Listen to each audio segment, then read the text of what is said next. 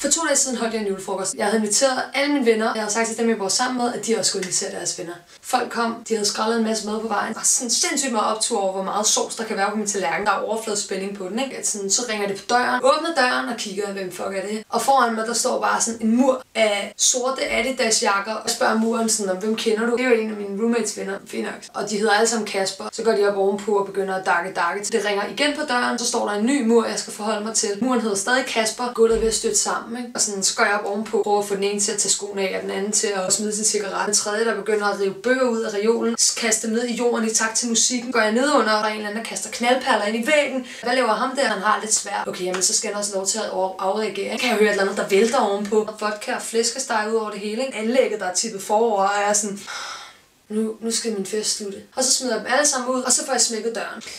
Og det jeg fortrød allermest fra 2016 var, at jeg lod min roommate tage alle sine venner med til min fest.